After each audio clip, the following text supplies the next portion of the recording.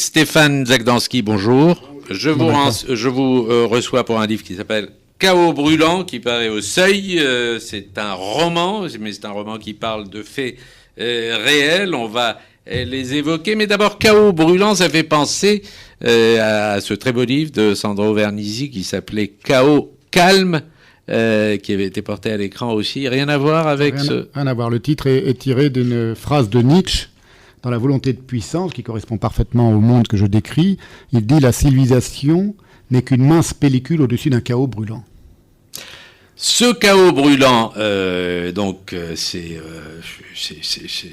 tout à fait l'actualité de l'année dernière. Ça se passe, votre roman se passe dans un asile psychiatrique, dans Manhattan Psychiatric Center à New York, où des gens devisent sur l'actualité, et l'actualité du jour, c'est l'affaire DSK. Voilà, ça se passe au cœur de l'été 2011, donc il y a un an exactement, et le roman débute sur mon narrateur, qui est un fou, qui d'habitude est à l'hôpital psychiatrique de Manhattan, mais là il est en prison parce que sa petite amie l'a accusé de viol. Mais à tort. Alors il est dans la cellule, lui il sait que elle est complètement folle elle aussi, donc il sait qu'il va bientôt ressortir, mais il se trouve qu'il entend quelqu'un venir dans la cellule d'à côté. Il est à Harlem, le soir du 14 mai 2011, et sans l'avoir jamais entendu, sans l'avoir jamais connu, il va le reconnaître, il va deviner qui il est. Et il dit, cet homme suinte le sperme par tous les pores de son être. Et il se trouve qu'en effet, c'est dans la cellule d'à côté, DSK qui arrive le soir du 14 mai 2011. Et alors donc, tout le Manhattan Psychiatric Center se met à parler de DSK, mais aussi de Nafissatou Diallo. Oui, alors il y a toute l'affaire qui se déroule. Alors, si vous voulez, je n'invente rien. J'ai repris tout ce qui était public. Alors Nafissatou Diallo, par exemple, a raconté à la télévision minutieusement comment elle a été, d'après elle, violée par DSK, donc je reprends son récit, mais à un autre endroit du roman, je reprends l'autre version qui serait celle d'un arrangement qui aurait mal tourné, donc je ne choisis pas, je donne les deux versions. Là où j'interviens en tant que romancier, et là où intervient mon narrateur, c'est que je rentre dans la tête des personnages. Et je montre ce qu'ils pensent, non seulement pendant toute la scène du Sofitel, mais au cours de toute cette affaire. Et non seulement ces deux personnages-là, mais l'ensemble de la petite ronde des personnages qui étaient tout autour de pendant l'été 2011. Alors il y a Benjamin Brafman, l'avocat, il y a aussi les politiques. Il y a un portrait croisé de DSK et de Brafman qui est très réussi, on va en parler. Mais vous faites quand même un portrait terrible de l'ancien directeur du FMI. Et vous en faites d'une certaine manière un symbole. Oui, il est l'emblème. Lui en tant que tel, si vous voulez, ne m'intéresse pas comme d'un point de vue humain. Ce qui m'intéresse, c'est de quoi il est l'emblème. Il est l'emblème d'un système qui court à sa perte et qui est en train de s'autodétruire et qui est en train de détruire la planète avec lui, qui est ce qu'on appelle aujourd'hui le néolibéralisme. Voilà. Et alors, en tant que patron du FMI, il était sur le piédestal même du néolibéralisme. Et dans son comportement à lui, qui est à la fois fait d'insouciance, de cynisme, d'arrogance, de bonhomie, il est tout ça à la fois. DSK, c'est pas un homme méchant sur le fond. Eh bien, il incarne ce système-là qui est en train d'écraser des populations entières par le mépris, par le dédain, par l'imbécilité. Je parle du système néolibéral, sans tenir compte des soucis des pauvres êtres humains qui sont là, comme lui n'a pas tenu compte de qui était Nafissatou Diallo. Quand bien même il ne l'aurait pas violé, c'est pas ça le problème. Alors, vous êtes beaucoup documenté, Stéphane Zagdanski, pour ce livre, et ça me paraît être un aspect important du livre, auquel je suis sensible parce que je suis un peu moins âgé que DSK, mais je me souviens au Maroc de ce tremblement de terre, et vous savez qu'il y a eu dans sa vie 7 épisodes du tremblement de terre d'Agadir, qu'il a vécu. Il avait 10 ans. Il était enfant, il vivait à Agadir. 10 ans. Mais est-ce que vous ne donnez pas quand même à cet épisode une importance démesurée ? Je lui donne une importance symbolique, si vous voulez. C'est-à-dire qu'à ce moment-là, il fait partie Dominique Strauss, qui ne s'appelle pas encore Strauss-Kahn, et toute sa famille sont parmi les rares rescapés du tremblement de terre d'Agadir, qui a lieu le 29 février 1960 et qui a fait des dizaines de milliers de morts et qui a englouti toute la ville. Je pense que c'est un événement suffisamment important pour que ça marque un enfant et un adulte. C'était un phénomène important, d'autant que moi j'ai encore des souvenirs d'enfants. Moi j'étais à Casablanca, mais ça se passait à Agadir.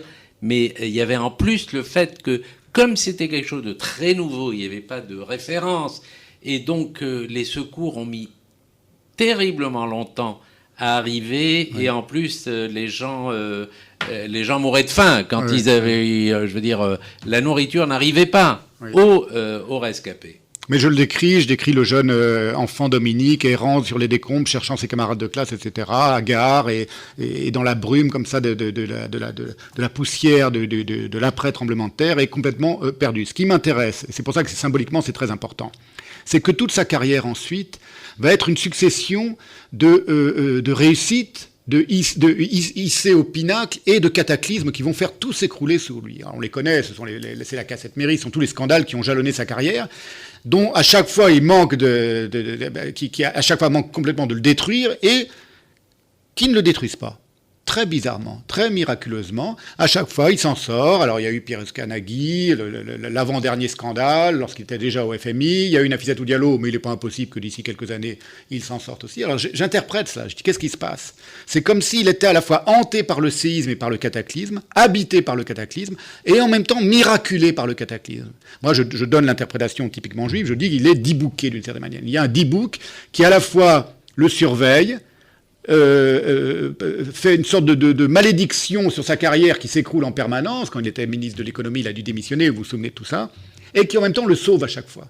Et alors ce qui est très intéressant, c'est là-dessus que se termine le roman, c'est que au moment même où Cyrus Vance expliquait, c'était le 23 août. Il y a eu un tremblement de terre. Voilà. Non, mais enfin, là, rarissime à New York. Enfin, un petit tremblement de terre qui n'avait aucune importance. Ah, ben écoutez, je cite le prophète Amos qui explique, c'est la fin de mon roman aussi, il y a le personnage de Kafka, un des fous de l'hôpital psychiatrique qui se prend pour Kafka et qui se met à réciter un passage du prophète Amos dans lequel il est question de tremblement de terre que l'Éternel fait surgir pour punir les fraudeurs et ceux qui profitent de la pauvreté. Les mauvais commerçants, les fraudeurs, c'est dans le prophète Amos. Donc le tremblement de terre est lié aux malversations de l'économie, si vous voulez, déjà dans la Bible. Il y a un portrait croisé, on l'a dit, de DSK et de Braffman, qui est son avocat. L'un en rescapé d'un tremblement de terre et l'autre en rescapé de la Shoah. Oui, alors je compare leurs deux rapports au judaïsme. Si vous voulez, il y a 4 figures de juifs dans ce roman qui sont très importantes. Alors il y a DSK, lui c'est le rapport amnésique à sa judéité. Il est juif, mais ça n'a pas une si grande importance que cela dans sa vie, et surtout il n'en fait rien, et spirituellement ça n'agit pas. Il y a Benjamin Braffman, alors lui c'est le plus intéressant parce que tout le monde a dit c'est l'avocat de la mafia, on sait qu'il est juif, on ne sait pas beaucoup plus sur lui, et moi je me suis beaucoup documenté sur lui, c'est un personnage extraordinaire, c'est quelqu'un de très pieux. Un juif religieux très pieux, il vit dans une communauté de gens très, très pieux, il prie régulièrement, et il porte pas la kippa, et puis enfin il n'officie pas le Shabbat, et surtout il a un rapport, vous l'avez dit, il est hanté lui par la Shoah, et par la nuit de cristal qu'ont vécu son père et son grand-père. Son père et son grand-père ont vécu la nuit de cristal, et il raconte une anecdote dans une synagogue, je reprends et j'explique et que j'interprète, mais qui est vrai. Une famille juive allemande. Autrichienne, voilà, allemande. Il était à Vienne, son père, qui était jeune homme, et son grand-père était à Vienne lors de la nuit de cristal. Et son grand-père était un tailleur, il fabriquait des uniformes pour la police allemande. Et il dit du jour au lendemain, ces gens qui étaient nos amis et nos voisins, qui portaient des uniformes que mon grand-père avait confectionnés pour eux, et parfois il leur avait fait crédit, ils n'avaient même pas encore été payés, il les a vus en une nuit devenir les pires ennemis des Juifs. Et le jeune Benjamin Braffman, qui n'était pas encore né, il est né juste après-guerre, mais son père lui a raconté 1 milliard de fois comment il a été sauvé un rouleau de la Torah dans une synagogue en feu pendant la nuit de cristal. C'est mon interprétation à moi, je considère qu'il s'est dit le monde tout à coup peut se renverser en son inverse, c'est-à-dire le monde de la respectabilité, de l'uniforme, le monde de la culture, de la civilisation, l'Allemagne si vous voulez, des années 30, peut devenir tout à coup le monde de la barbarie. Et lui il va prendre le choix, Benjamin Braffman, de devenir l'avocat des ordures, l'avocat des crapules, l'avocat de ceux qui sont tombés tout en bas contre l'Amérique bien pensante et l'uniforme de la moralité américaine. Voilà, il inverse les choses, si vous voulez, c'est quelque chose dans la pensée juive qui est assez important, le rapport de tikkun, on dirait en hébreu, entre le bien et le mal. Qu'est-ce qui vous a attiré finalement dans ce personnage? Parce que le portrait que vous en dressez n'est pas très positif. On a l'impression... Vous le dites d'ailleurs, c'est un bonhomme comme ça, qui fonce, une espèce de taureau qui ne regarde personne, qui n'est intéressé par personne, qui s'ennuie, qui n'a aucune intériorité.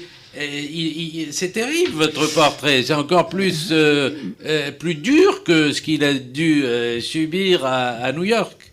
Écoutez, oui et non. Je le décris en une phrase. Je dis, il ne pense qu'à fuir et qu'à jouir. Il a un mauvais rapport au temps. Voilà. Il se trouve que mon roman s'arrête lors de ce fameux tremblement de terre du 23 août 2011, lorsqu'il est libéré, enfin lorsque le procès au pénal cesse. Mais on a appris pendant tout l'automne 2011 quelles étaient les autres affaires qui lui couraient derrière lui, l'affaire des prostituées de Lille, etc. Donc on sait maintenant un petit peu quelle est sa vie, et on sent en effet qu'il n'a pas un rapport très sain à l'intériorité, on va dire. Donc ça, c'est pas... Tout cela est public, si vous voulez. Moi, je n'invente rien, je ne fais que reprendre ce que l'on apprend sur DSK et j'interprète. Mais c'est vrai c'est quelqu'un qui subit une sorte de malédiction parce que je pense qu'il se fuit lui-même. Voilà. C'est quelqu'un qui n'est pas capable de se comprendre lui-même, de s'introspecter. On voit par exemple lorsqu'il était pendant un mois, il était enfermé. C'est bien ce que je dis. Vous chargez le trait. Hein. Cela dit, bon, ce qui est intéressant, c'est l'aspect à chaque fois symbolique que vous allez chercher, y compris dans des rapprochements un petit peu forcés, comme tout à l'heure, dans le fait que pendant que le procureur Cyrus Vance fait sa conférence de presse, il y a un tremblement de terre à New York. Il y a des passages désopilants, le passage sur la serrure de la maison qui refuse de céder. Alors là, vous y allez, hein. C'est la ceinture de chasteté de la maison qu'il occupait, voilà, qui refuse de s'ouvrir. Oui, par exemple, je le décris, s'ennuyant à mourir dans cette maison qui est d'un luxe effréné, qui est horrible. En même temps, on a vu des photos de la maison de Franklin Street, dans laquelle il était enfermé sous l'œil de dizaines de caméras. C'est n'importe qui d'autre en aurait profité pour lire un peu, pour réfléchir un peu à ce qui était en train de lui arriver. Lui, non, il regardait des DVD, il s'ennuyait avec sa femme, voilà. Il ne prend pas conscience de la dimension de ce qui lui arrive. Moi, je pense que mon personnage, le DSK, dont je parle dans Chaos Brûlant, a plus d'une certaine manière d'amplitude que le DSK réel. Il existe presque plus que le DSK réel, qui lui n'est plus maintenant qu'un reflet sur nos écrans de télévision et sur nos écrans d'ordinateur. Et bientôt sur les écrans de cinéma, puisque il y a en cette rentrée, il y a votre roman, mais ça n'est pas le seul qui prend DSK pour sujet. Il y a un film, il y a une pièce de théâtre, il y a une boisson aphrodisiaque, il y a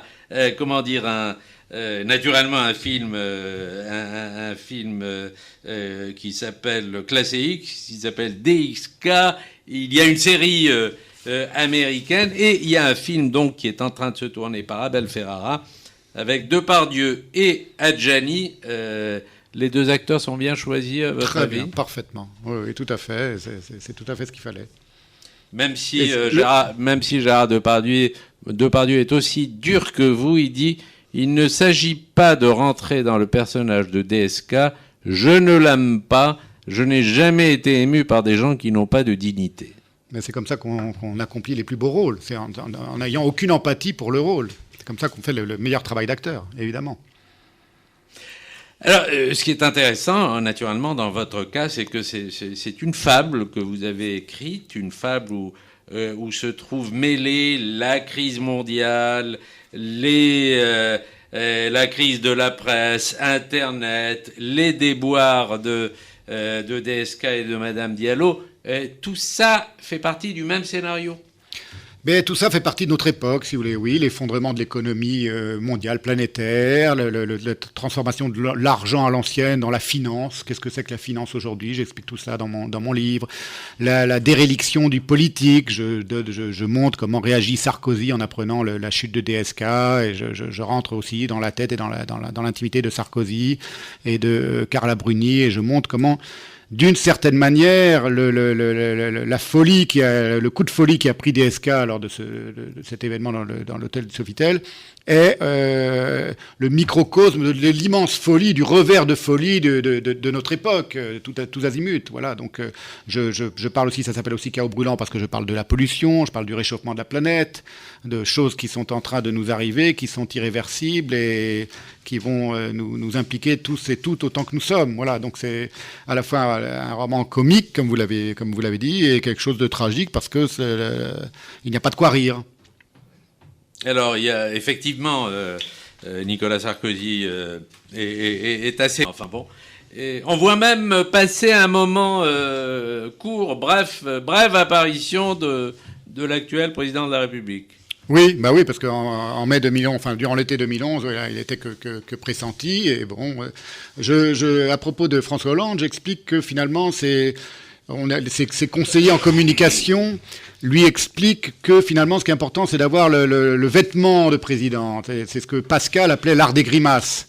Donc une fois qu'on a chopé l'art des grimaces, on peut se présenter à la présidentielle et remporter la présidentielle. Ça n'a strictement plus aucune importance, le programme lui-même, le discours, etc.